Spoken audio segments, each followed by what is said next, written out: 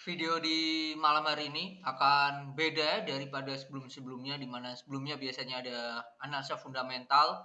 Untuk di kali ini, tanggal 3 Oktober 2022, saya akan coba mengulik ya dari public expose dari Pura Delta Lestari atau kode sahamnya Demas ya. Sudah mulai banyak yang dibahas, terutama saham-saham properti. Ada Pakuwon, ada CTRA, BSDE, SMRA, ada APLN, dan juga ada MMLP. Nah, untuk kasus kali ini saya akan coba membahas tentang Delta Mas ya, atau kode sahamnya Demas, yang lebih ke public expose-nya yang sudah terjadi itu di, bentar saya cek di IDX, itu di baru-baru ini ya, baru-baru ini di bulan September. Di bulan September itu pembahasan tentang public expose-nya ya.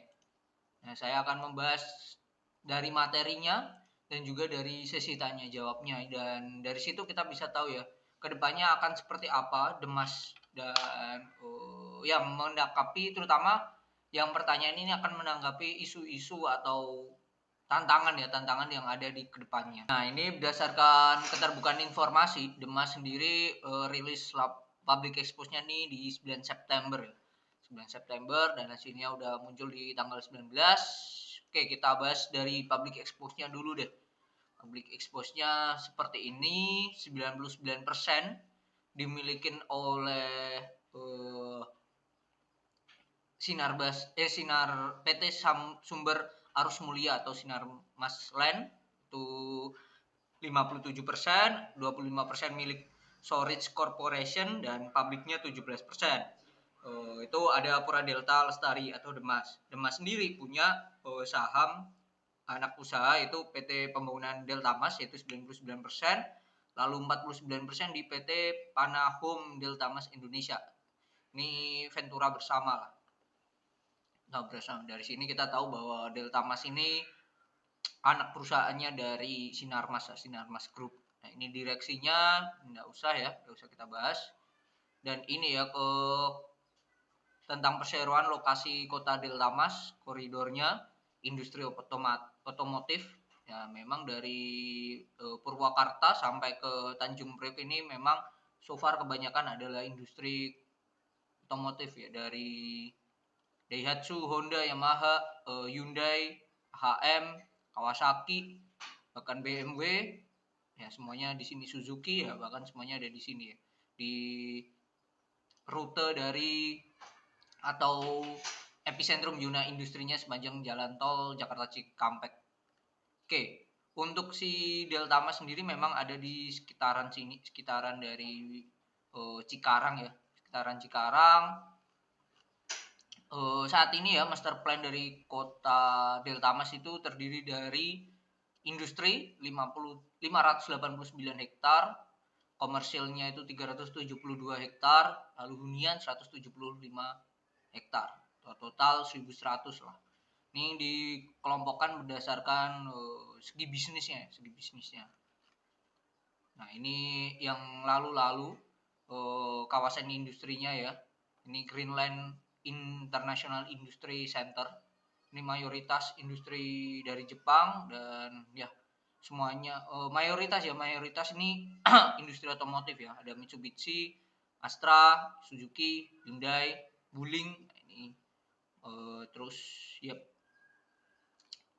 Nah, ini ya beragam pelanggan dari berbagai sektor. Dari otomotif ini ada, lalu ada logistik ini juga ada, industri pangan juga ada, lalu lain-lain ada. Cuman memang paling banyak ini customernya memang di dunia otomotif ya, untuk yang kawasan industri. Nah, ini bentuknya, keunggulannya, kompetitif utamanya. Lalu ini ya pengembangan area komersial dan fasilitas umum ya. Komersial ini dibagi menjadi dua, yaitu hotel dan juga ruko ya, atau persewaan itu sendiri. Lalu kawasan komersial ini ada ya sekolah-sekolah, rumah sakit, apartemen, lalu ada ya kafe juga ada. Ini ada Institut Teknologi dan Sains Bandung ya. Terus ini kawasan Union, ada perumahan di dalam klaster, yaitu di Naraya Park, terus lalu ada Woodchester dan lain-lain ya. Nah ini di area residensial nih ada. Nah ini bentuk-bentuk usaha dari si Demasnya sendiri ya. Oke, kita lebih ke keuangannya dulu deh. Gimana keuangannya Demas ini ya, pencapaian marketing salesnya. Nah ini marketing salesnya dari targetnya di 2022 ini 1.800 miliar atau 1,8 T. Dengan targetnya, nah ini targetnya ya udah tercapai 55%, yaitu 995 miliar ya dari target 1.800 dalam satu semester. Nah ini pendapatannya di year to date ini memang naik 2 kali lipat hampir. Sebelumnya 580 miliar, sekarang 1 triliun ya pendapatannya. Laba bersihnya pun ini marginnya naik ya dari 49% jadi 61%. Ini hal yang bagus banget dari perseroan, dan ini peta segmen pendapatannya ya. Di mana pendapatan dari industri ini naik sangat signifikan, dan yang biru komersial ini juga naik. Yang mengalami penurunan ini di residensial sama di hotel. Hotel ini turun banget. Hotel dan rental ya. Nah ini segmennya ya, pendapatannya ya. Dimana di salesnya, penjualan di Union ini turun, di industri ini naik, di komersial ini naik sangat signifikan ya, bahkan 5 kali lipat, hampir 5 kali, lebih dari 5 kali lipat. Hotel ini turun dikit, lalu di sewa ini naik. Cuman yang perlu diperhatikan adalah gross profit, laba kotornya ya. Laba kotor yang paling signifikan itu ada di hotel, di hunian, dan ada di komersil. Nah ini yang akan jadi tantangan adalah di melihat kondisi sekarang ya, ada hubungannya sama suku bunga, kenaikan suku bunga pastikan akan berpengaruh ke KPR ya. Nah ini ada di hunian. Cuman kalau kita lihat dari salesnya sendiri, sales dari hunian ini yang paling kecil ketiga ya, masuk urutan ketiga, yaitu 23 miliar ya, 23 miliar di di semester 1. Sedangkan yang lainnya ini, bahkan yang industri ya, mayoritas nih industri mencapai 800 miliar, hampir 1 triliunnya sendiri. Komersil ini juga 170, ini bagus banget ya.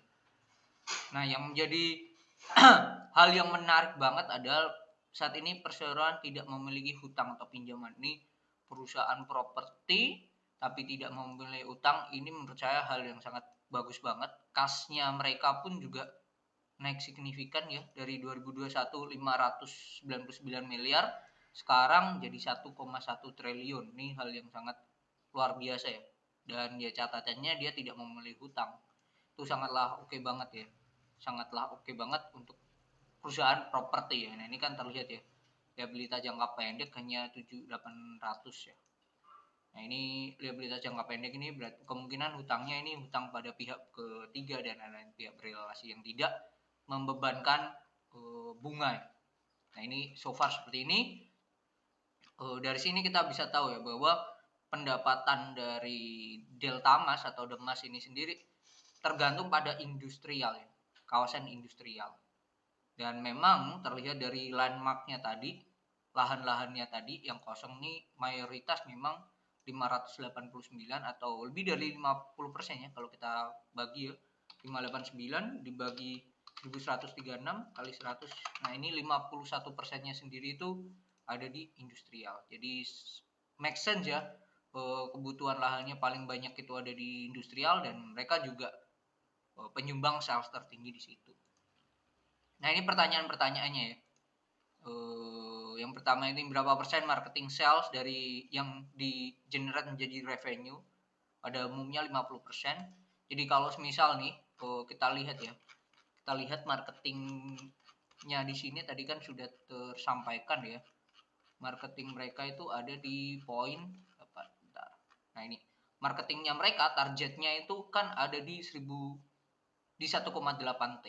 1,8 T kalau revenue-nya 50%, berarti kan 900 lah.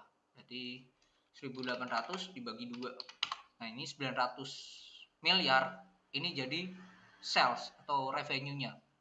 Nah, kalau kita lihat dari sales-nya sendiri, net profit-nya dari perusahaan ini kan mencapai 61%. Kita anggap aja 60% deh. Dari 900 dikali 0,6. Ini 540 sendiri. Yang masuk jadi net profit margin.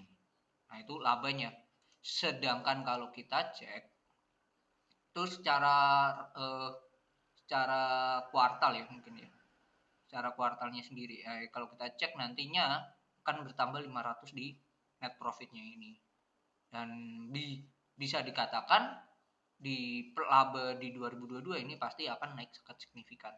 Kalau marketingnya ini jalan sesuai dengan plannya, yaitu 1,8 T kalau marketing salesnya jalan tuh. Nah, itu akan jadi laba yang sangat signifikan ya, terutama buat si Demas ya. Oke, berapa target top line dan bottom line ya? Top line-nya 1,6, ya bottoming-nya 55 sampai 65% dari top line-nya itu tadi ini 1,8, dia 1,6 sampai 1,7, dan targetnya net profitnya 55 sampai 65%. Berarti di angka 900 sampai 1 T. Target dari net profitnya sendiri. Berapa luas lahan banknya itu 500 hektar gross di lahan industri ya. Dan ini cukup untuk 5 sampai 6 tahun ke depan. Ini hal yang bagus ya, berarti sudah mempersiapkan plan-plannya let's say minimal ya 5 tahun. Nah, ini mungkin menjawab yang tadi ya, tantangan perihal kenaikan suku bunga. Bagaimana risiko kenaikan suku bunga pada pasar properti? Apakah hal ini berdampak pada perseroan? Kenaikan suku bunga berpengaruh pada segmen residensial yang banyak didukung oleh produk OPR. Kalau kita lihat residensialnya sendiri, nanti ada di bagian hunian, dan ya hunian lah ya, di hunian ini tidak memberikan sales yang begitu besar ya. Adapun bisnis perusahaan berfokus pada segmen industri, di mana risiko kenaikan suku bunga tidak berdampak secara signifikan. Nah, ini yang bisa dikatakan ya tidak ada efeknya nanti. Dan kalau teman-teman perhatikan, penjualannya yang industrial itu kan lebih ke B2B ya. Lebih ke ya bisnis ke bisnis ya. Dan pasti lahan yang dihasilkan, yang dibeli itu kan besar-besar ya. Tidak hanya 1 atau 2 hektar ya, dari suatu perusahaan itu sendiri.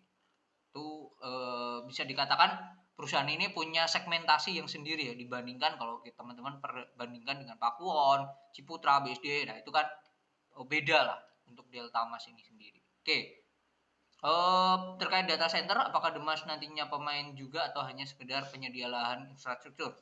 Nah, ini salah satunya juga kalau teman-teman perhatikan ya, nanti di video analisa fundamental dari POWR itu kan juga mereka mau bikin bisnis yang mengedepankan juga melihat potensi di data center. Kalau itu mereka akan menyediakan pasokan listrik dan kawan-kawannya.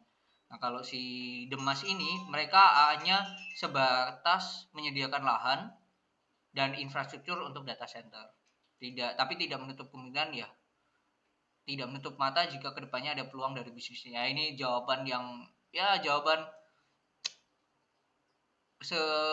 jawaban untuk melihat aja sih. Tapi kalau melihat seperti ini, ancang-ancang buat perusahaan Delta Mas masuk ke arah sini masih belum ada sih. Oke, Capek masih sekitaran 800 sampai 900 miliar per tahun. Dan sama terkait dividen, dia fokus tetap 30%. Lahan IKN ini juga perusahaan masih wait and see, melihat peluang, masih fokus pada area potensial sekitar Delta Mas ya. Melihat lahan yang masih luas ya, tadi di lahan banknya sendiri di lahan industrial masih 500 hektar ya, itu masih sangatlah peluangnya sangatlah besar ya di situ ya. Oke, ini enggak usah. Nah, ini berapa porsi kontribusi recurring and non recurring dari Delta Mas? Nah, ini recurring tuh pendapatan berulang ya. Pendapatan berulang biasanya tuh dapat dari biaya sewa dari apartemen, biaya apa ya, pelayanan ya yang ada di hotel daerah ini kan bisa dari hotel, gedung atau pabrik sewa, pengelolaan lingkungan, suplai air bersih dan pengelolaan air limbah. Nah ini belum terlalu signifikan ya dengan revenue. Ya kalau kita lihat tadi hanya kontribusi paling besar memang ada di industri ya, dan mereka memang menjual lahan. Oke, dengan target marketing sales 1,8 T di 2022, kira-kira berapa target labanya? Nah ini mereka udah di depan udah ngomong ya, target margin kan 55-65%. Jadi let's say 900 sampai 1 T lah yang akan didapat tercapai di tahun ini. Sedangkan sekarang ini udah dapat berapa nih? 389 ya. 389 ditambah 271 udah dapat 600 ya, 660 dalam satu semester. Sedangkan targetnya let's say 1 triliun berarti 1000 kurangi 660 masih sisa 340 miliar dengan kondisi belum muncul Q3 dan Q4. Nah, saya sendiri melihat hal ini sangatlah optimis ya. Meskipun ada kenaikan KPR dan lain-lain, tapi bisnis dari Demas ini fokusnya ke industri ya. Jadi tidak berdampak yang signifikan. Jadi net profit di atas 1 triliun sangatlah mungkin dan tidaklah muluk-muluk lah. Harusnya bisa tercapai. Tuh. Oke. Bagaimana strategi Demas terkait pengembangan lahan khusus untuk bisnis data center? Berapa jumlah jalan khusus yang disiapkan? Bisnis data center sangat menarik. Kami menyambut peluang dengan berinisiatif mengembangkan area khusus seluas sekitar 300 hektar. Wow, teknologi tinggi dan infrastruktur penunjang seperti kabel fiber optik private dan disuplai dari layanan listrik premium (LN). Saya ini di sini belum tahu ya apakah 300 hektar ini masuk dalam lahan ini, lahan yang sudah terjelaskan di sini, atau yang masuk yang industrial ya berarti ya data center, atau 300 hektar ini lahan yang beda sendiri. Nah itu yang jadi pertanyaannya.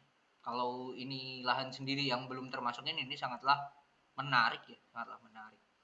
Dan melihat kalau kita lihat dari petanya pasokan listrik premium PLN di sini, ini kemungkinan sudah masuk ya. Cuma nantilah kita lihat ya perkembangannya seperti apa. Apakah Demas melihat peluang global company khususnya terkait EV, energi terbarukan nih?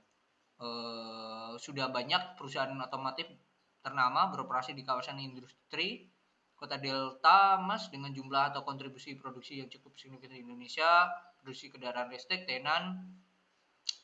Tentunya peluang dari industri ini sangat menarik, tentu beroperasi kendaraan. Oke, kalau melihat ini, mereka tidak akan lari untuk beralih bisnis ya, untuk mengembangkan EV ya. Mereka lebih mengajak kerjasama ya, perusahaan-perusahaan yang mengembangkan itu.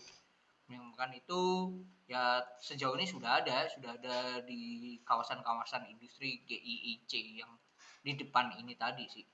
So far ya ini Grand Line International Industrial Center dan ini sudah disiapkan dan sudah kerjasama berarti sudah jalan kan. Nah ini bagus ya. Nah kalau lihat kondisi sekarang kesimpulannya ya, apakah harga Demas ini menurut saya sangatlah bagus ya. Sangat bagus, let's say untuk 2-3 tahun ke depan sangatlah bagus. Tapi kalau kita lihat murah apa enggak, PI-nya itu di angka 7,63 di bawah 15. PBV juga dia 1,41 ya, let's say masih standar lah. Dengan target profit tahun ini 1 triliun melebihi tahun 2021 toh. Sedangkan di 2021 sendiri harganya itu bisa capai di titik di 220 lebih. Sekarang harganya 174. Melihat tersebut, terus net profit marginnya juga oke, 60%. Tidak jauh beda bahkan gross profitnya 69 ya. Ini perusahaan yang oke banget. Hutang juga 0, hutang berbunga terutama ya. Yang 0 ya maksud saya. Jadi Demas ini layak untuk dikoleksi. Apalagi kalau teman-teman mendapatkan harga di bawah 150. Wow, itu luar biasa ya. Perusahaan yang tidak punya hutang tapi kasnya 1,1 triliun yang naiknya sangat signifikan ya dibandingkan akhir tahun 2021. Harusnya Demas ini akan nextnya minimal di angka 250 itu sangatlah mungkin sih. melihat kondisi saat ini dan juga plan-plannya, dan mereka harusnya tidak ada masalah ya dengan kenaikan KPR ya. Jadi target Demas ke 250 itu sangatlah mungkin. Cuman berapa lama untuk ke sana, nah itu. Kalau dapat di 100, di bawah 150 itu sangatlah menarik sih. Oke, mungkin itu untuk pembahasan untuk Demas. So far saya bisa mengambil kesimpulan ini perusahaan bagus banget sih. Perusahaan bagus banget dan layak untuk dikoleksi. Mungkin itu bagi teman-teman yang mau request bisa tulis aja di kolom komentar. Nanti akan saya bahas mungkin dari fundamental, teknikal, atau mungkin public expose-nya seperti ini. Kali aja mendapatkan perusahaan-perusahaan yang oke. Oke, sampai jumpa di video belajar investasi saham yang lain. Bye-bye.